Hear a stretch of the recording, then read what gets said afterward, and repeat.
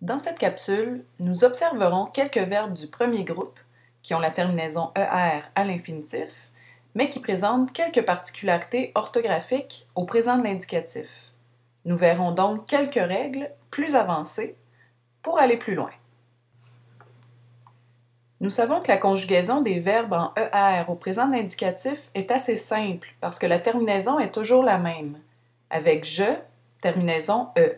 Avec tu, ES. Avec il, elle ou on, terminaison E. Avec nous, ONS. Avec vous, EZ. Et avec il, elle, ENT. Comme le verbe travailler. On conserve le radical travail. On supprime la terminaison ER et on ajoute la bonne terminaison. Attention à la prononciation. Je travaille, le E final est muet. Tu travailles, il travaille, nous travaillons, vous travaillez, elle travaille. Tout va bien quand les verbes sont réguliers et qu'ils gardent le même radical à chaque personne. La difficulté survient quand la première partie du verbe est différente selon le sujet. Observons quelques verbes. La terminaison ici de ces deux verbes est régulière, E, ES, E, ONS, EZ, ENT.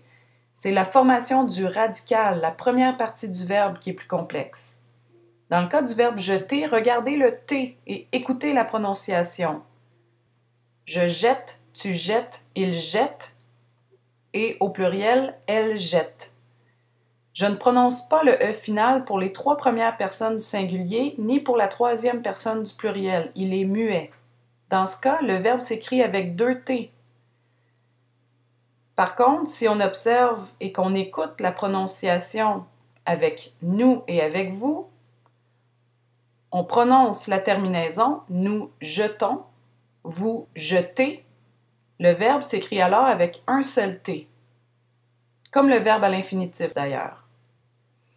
C'est le même principe avec le verbe appeler. J'appelle, tu appelles, il appelle, et au pluriel, elles appellent. Je ne prononce pas le E final, mais on prononce bien les L. Le verbe s'écrit avec deux L. Attention avec nous appelons, vous appelez, je prononce la terminaison et le verbe s'écrit avec un seul L. Notez que le verbe s'écrit toujours avec deux P, ça ne change pas. Les verbes de la même famille que ces deux verbes subissent les mêmes changements, c'est-à-dire les verbes rejeter, s'appeler, rappeler et se rappeler. Pour les deux autres verbes, on doit observer les accents, mais le principe reste le même. Lorsque je dis le verbe céder à l'infinitif, je prononce la terminaison ER. Le E avant la consonne D prend alors l'accent aigu. Observez lorsque je conjugue le verbe aux trois premières personnes du singulier. Je cède, tu cèdes, elle cède. Je ne prononce pas le E final, il est muet. C'est ici qu'il y a un changement. Je dois mettre un accent grave sur le E avant le D.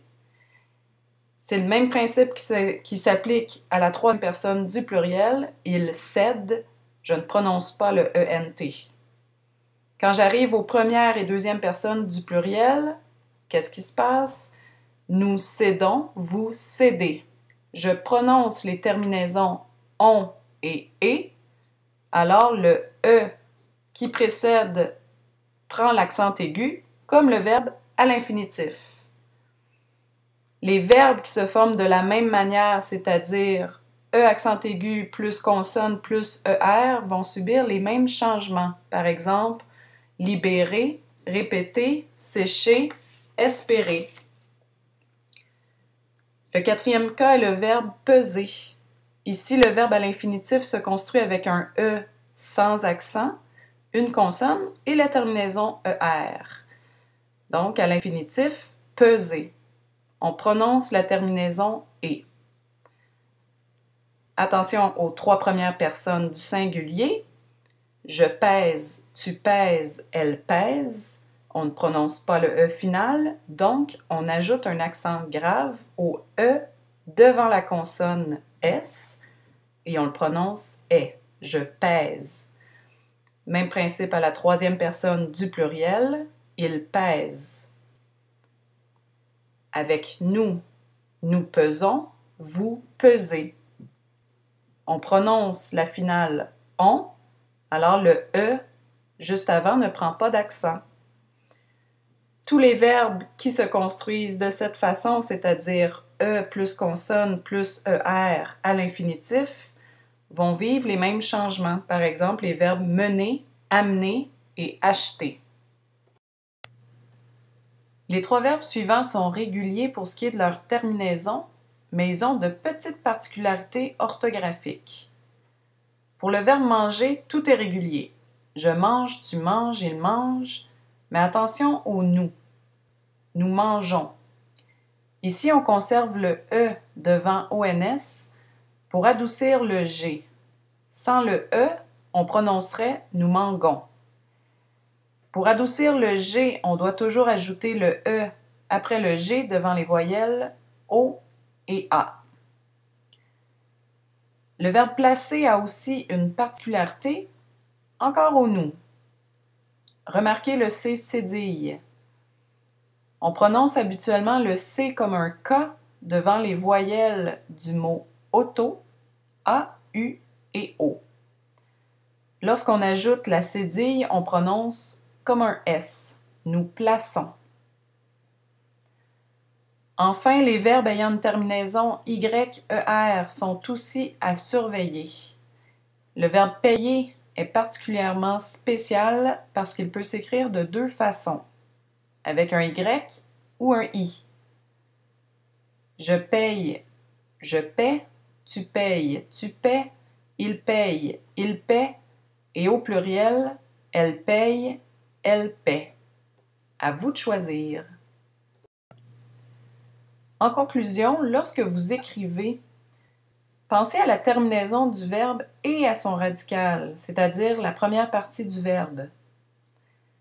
Pensez aussi à consulter un guide de conjugaison, par exemple le Becherel, en cas de doute.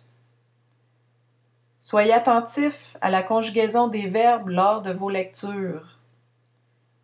Et finalement, je vous invite à consulter le site de la Banque de dépannage linguistique pour plus d'informations sur la conjugaison des verbes du premier groupe.